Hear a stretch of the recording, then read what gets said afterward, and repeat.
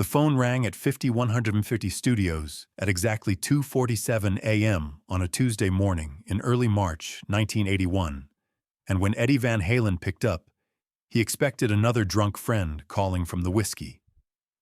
Instead, Stevie Nicks's unmistakable voice came through the line, slightly hesitant, asking if he could meet her at Sunset Sound Studios the next afternoon. No explanation, no context. Just a request that would spiral into one of rock's most carefully guarded secrets for nearly 40 years. What happened in that studio over the next 6 hours would create a ghost recording that has never surfaced, spark a confrontation that nearly ended Fleetwood Mac forever, and plant the first seeds of doubt in Eddie's marriage to Valerie Bertinelli. The truth about that session remained locked away until Stevie Nicks made a slip during a radio interview in 2019, and even then, she quickly tried to walk it back. Before we continue with this untold story, please subscribe to our channel to support more deep dives into Eddie Van Halen's hidden history. Eddie Van Halen was riding high in early 1981. Fair Warning had just been released to critical acclaim. The band was selling out arenas across America, and his marriage to television star Valerie Bertinelli made him one half of rock's most glamorous couples. But beneath the surface, Eddie was restless. The pressure to follow up the massive success of Women and Children First was crushing, and his relationship with David Lee Roth had become increasingly strained over creative direction. Eddie spent most nights alone in his home studio, experimenting with sounds that didn't fit the Van Halen template, searching for something he couldn't quite articulate. When Stevie Nicks called that March morning, she was offering him exactly what he craved. A creative escape with no expectations, no band politics, no pressure to be the Eddie Van Halen that millions expected. Stevie Nicks, meanwhile, was in the midst of her own transformation. Her debut solo album, Belladonna, was nearing completion, and her relationship with Lindsey Buckingham had deteriorated to the point where they barely spoke, except through lawyers and band managers. Fleetwood Mac's internal warfare had reached epic proportions during the Tusk sessions, and Stevie was desperate to prove she could create music outside of Lindsey's shadow. She had been experimenting with harder rock sounds, drawn to the power and freedom she heard in bands like Van Halen, so different from the California folk rock she'd built her career on. The problem was that Lindsey Buckingham monitored her every move with jealous intensity, knowing that her solo success could shift the power dynamic in Fleetwood Mac forever. Meeting with Eddie Van Halen, the hottest guitarist in rock, would be seen as the ultimate betrayal, which is exactly why she did it in secret. The session was scheduled for 3 p.m. on March 18, 1981, at Sunset Sound Studios on Sunset Boulevard, just blocks from where Van Halen had played countless club gigs before their breakthrough. Stevie had booked Studio 2 under a fake name, telling the engineer it was for demos and paying cash up front to avoid paper trails. Eddie arrived early, driving his black 1979 Porsche 911 into the underground garage rather than parking on the street, where photographers might spot him. When he walked into the control room, Stevie was already there, dressed not in her signature flowing scarves and shawls, but in jeans and a simple black sweater, her hair pulled back. She looked nervous. Eddie would later tell a close friend that he'd never seen Stevie Nicks look vulnerable before that afternoon, and it made him instantly protective. She explained that she had a song idea, something darker and heavier than anything she'd done with Fleetwood Mac, and she needed someone who understood how to harness raw power without losing melody. She needed someone who wouldn't try to smooth out all the rough edges the way Lindsey always did. But what Stevie didn't tell Eddie in that first hour would complicate everything that followed. The song itself was called The Dealer, a metaphor-heavy piece about addiction and control that drew from Stevie's experiences watching friends succumb to cocaine in the late 70s.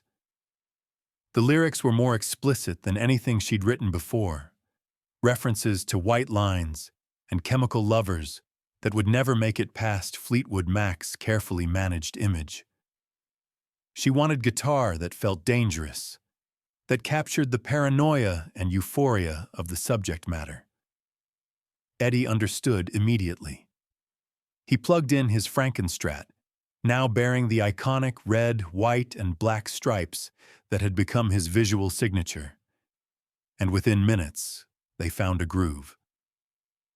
The session engineer, a young guy named Marcus Chen, who'd worked with everyone from Quincy Jones to the Ramones, later described the chemistry between them as almost supernatural. Eddie played a riff that sounded like nothing he'd ever put on a Van Halen record. Darker, more blues-based, with an undercurrent of menace. Stevie's voice soared over it, raspy and urgent. By 5 p.m. they had a rough structure. By 6:30 p.m. they were tracking a full take. Neither of them noticed when Lindsey Buckingham's white Mercedes pulled up to the studio's back entrance. Lindsey Buckingham was supposed to be in San Francisco that week, mixing tracks for his own potential solo project, but he'd canceled at the last minute, sensing something was off. He'd called Stevie's assistant asking where she was, and when the assistant nervously said, "She's just doing some writing at home," Lindsey knew it was a lie. Stevie never wrote at home. She wrote in studios, in hotels, on tour buses, anywhere but the house they used to share. He spent the afternoon making calls, asking around the usual studios, and when a receptionist at Sunset Sound accidentally confirmed that the private session in Studio 2 was still ongoing, Lindsey got in his car and drove straight there. Security tried to stop him at the front desk, but Lindsey Buckingham wasn't someone you could turn away easily. He'd been recording at Sunset Sound for years. He knew every hallway, every back entrance, every way to slip into a control room unannounced. At 7:15 p.m., Eddie was in the middle of a guitar solo when the control room door burst open and Lindsey Buckingham walked in. The temperature in the room dropped instantly. Stevie's face went pale. Marcus Chen later said he thought someone was about to die. Lindsey didn't yell. That would have been easier. Instead, he stood in the doorway, staring at Stevie with a look of such profound betrayal that Eddie actually stopped playing mid-note. The silence was suffocating. Lindsey finally spoke, his voice quiet and controlled, asking Stevie what she thought she was doing. Stevie stood up from the couch, defensive but not apologetic, telling Lindsey that she had every right to work with whoever she wanted. That's when Lindsey's composure cracked. He pointed at Eddie and said something that Eddie would remember for the rest of his life. "You think he's going to save you from yourself? He's more of a mess than you are." Eddie didn't respond. He'd heard enough about Lindsey and Stevie's toxic relationship from mutual friends to know that this wasn't about him at all. This was years of unresolved warfare finally erupting. The confrontation that followed nearly ended Fleetwood Mac before their biggest album had even been released. Lindsey demanded to know what they were recording. Stevie refused to tell him. Lindsey threatened to call Mick Fleetwood and Christine McVie to make this a band issue, to frame Stevie's solo ambitions as a betrayal of everything they'd built together. Stevie shot back that Lindsey had been threatening to leave Fleetwood Mac for years, that he'd been undermining her songwriting since Rumors, that she was tired of asking permission to be an artist. The argument escalated to screaming. Eddie stood there, Frankenstrat still strapped on, feeling like an unwanted witness to a marriage dissolving in real time. Marcus Chen had quietly started erasing the multi-track tape, sensing that whatever was on there was about to become evidence in a much bigger war. That's when Lindsey made his threat. If Stevie released any music with Eddie Van Halen, he would quit Fleetwood Mac immediately and make sure the press knew it was because Stevie had betrayed the band. In 1981, Fleetwood Mac was still recovering from the chaos of Tusk's reception. Another public scandal could destroy them. Stevie Nicks faced an impossible choice in that moment. She could stand her ground, release the dealer with Eddie's guitar work, and watch Fleetwood Mac implode. Or she could walk away from 6 hours of the most exciting music she'd made in years, bury the recording, and continue pretending that Lindsey Buckingham's approval mattered. She looked at Eddie, and Eddie saw something in her eyes that he recognized. The look of someone choosing career survival over artistic truth. Stevie told Lindsey he'd won. She turned to Marcus and asked him to destroy the master tape. Eddie started to protest, saying they could figure something out. But Stevie cut him off. It was over. She thanked Eddie for his time, apologized for dragging him into her drama, and walked out of Studio 2 with Lindsey following behind her like a prison guard. Eddie stood there for a long moment, then unplugged his guitar and left without saying a word. The drive home to Valerie and their Coldwater Canyon house was surreal. Eddie kept replaying the session in his mind, the riff they'd created, Stevie's voice cutting through his guitar like a knife. He thought about telling Valerie what had happened, but he knew how it would sound. He'd spent 6 hours alone in a studio with one of rock's most beautiful and mysterious women, recording a song that would never see the light of day, and he'd witnessed an intimate meltdown of someone else's relationship. Valerie was already sensitive about Eddie's late nights in the studio, the female fans who threw themselves at him at every concert, the groupies who somehow got the phone number to their private line. This would only feed her insecurities.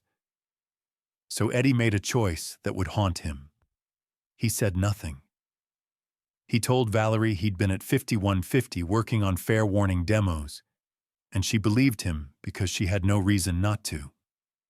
But someone had made a copy of that tape before it was supposedly destroyed, and that secret would surface years later in the worst possible way. Marcus Chen, the session engineer, had violated every code of studio ethics that night. Before erasing the master tape, he'd quickly bounced a rough mix to a cassette and hidden it in his jacket pocket. He told himself it was for archival purposes, that a piece of music this powerful shouldn't be lost to ego and drama. But really, he knew it was valuable. A secret Eddie Van Halen and Stevie Nicks collaboration?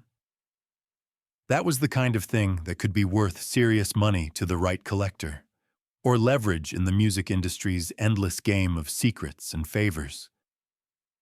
Marcus kept that cassette in a safety deposit box for 8 years, never telling anyone it existed.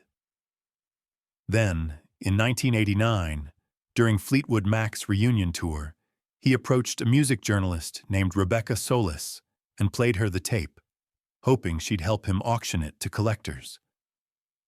Rebecca listened once, realized the nuclear implications of releasing it, and told Marcus he was sitting on a bomb that could destroy multiple careers.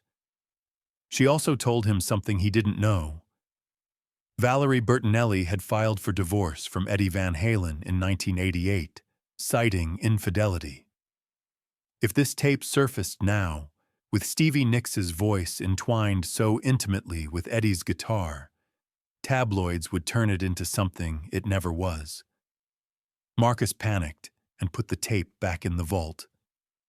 But Rebecca Solis, a journalist with integrity, did something unexpected. She called Stevie Nicks's management and told them the tape existed. 2 days later, Stevie's lawyer contacted Marcus with an offer. They would pay him $50,000 for the cassette and his signed agreement to never speak about the session. Marcus took the deal. He needed the money. The tape was supposedly destroyed in front of witnesses, and Marcus Chen signed a non-disclosure agreement that would expire only upon Stevie Nicks' death. For 30 years, the story ended there. Eddie never knew about the cassette's survival. Lindsey never knew his threat had failed. And Valerie never learned that Eddie had spent those hours with Stevie, not because she didn't deserve to know, but because the moment had passed, and bringing it up years later would only inflict needless pain. The ripples from that March 1981 session were subtle but significant. Stevie Nicks released Belladonna 3 months later, but the dealer was nowhere on it. She'd replaced it with safer, more radio-friendly songs. Critics praised the album, but noted that Stevie seemed to be holding back, playing it safe. Eddie Van Halen threw himself even deeper into his work, and Fair Warning became Van Halen's darkest, most aggressive album. Songs like Mean Street and Unchained had a new edge, a frustration that came from somewhere beyond the usual band tensions. Some critics speculated about trouble in Eddie's marriage, and they weren't entirely wrong. The secret he kept from Valerie wasn't about infidelity, but it created a distance, a small crack in the foundation of trust that would widen over the years. Fleetwood Mac, meanwhile, continued their slow disintegration.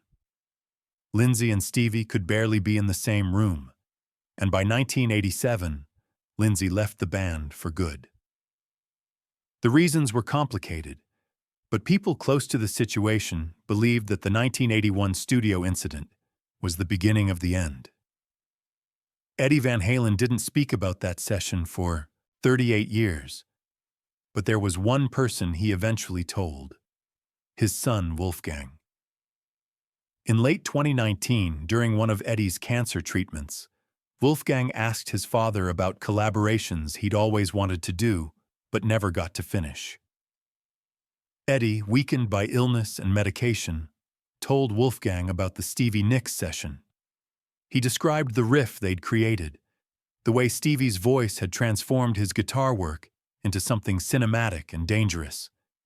He talked about Lindsey Buckingham's fury, the tape being erased, the feeling of watching something beautiful get destroyed because of someone else's insecurity.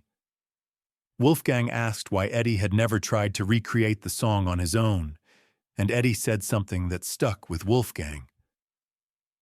Some music is meant to stay in the room where it's born. That song belonged to Stevie, and when Lindsey killed it, I had to respect that it wasn't mine to resurrect. 2 weeks after that conversation, Stevie Nicks was a guest on a Los Angeles radio show promoting a Fleetwood Mac documentary. The host asked her about secret collaborations, expecting stories about Tom Petty or Don Henley. Instead, Stevie's face went distant, and she said, almost to herself, "I once recorded something with Eddie Van Halen that nobody will ever hear, and I think about it more than I should." The host tried to follow up, but Stevie caught herself and laughed it off as a joke.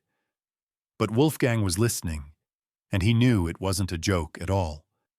After Eddie's death in October 2020, Wolfgang received condolences from hundreds of musicians. One of them was Stevie Nicks, who sent a handwritten letter. In it, she wrote about the 1981 session, how it had represented a moment of pure creative freedom before the weight of industry and ego crushed it. She wrote that Eddie had been a gentleman, never once gossiping about what he'd witnessed, never using the drama for publicity.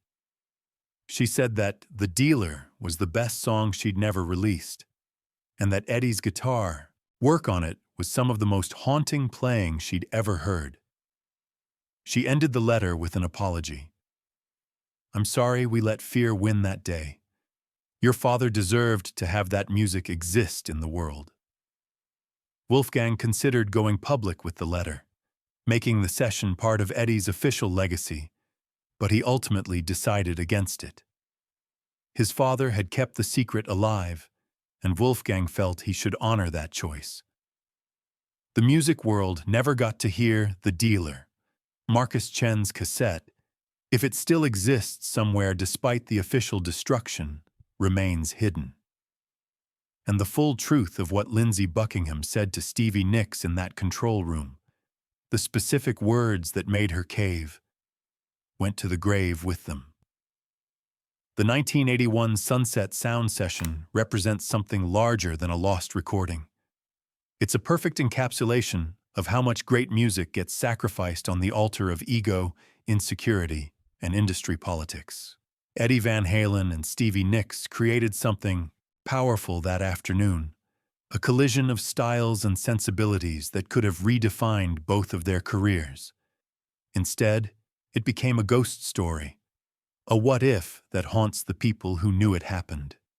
Lindsey Buckingham's jealous control, however understandable given his complicated history with Stevie, robbed the world of a collaboration that might have been historic. And Eddie's decision to keep it secret from Valerie, while perhaps motivated by kindness, planted a seed of dishonesty that contributed to the slow erosion of their marriage. Secrets have weight, even small ones, even ones kept for the right reasons. That March afternoon in 1981 changed the trajectory of multiple lives, and almost nobody knew it happened. Until now.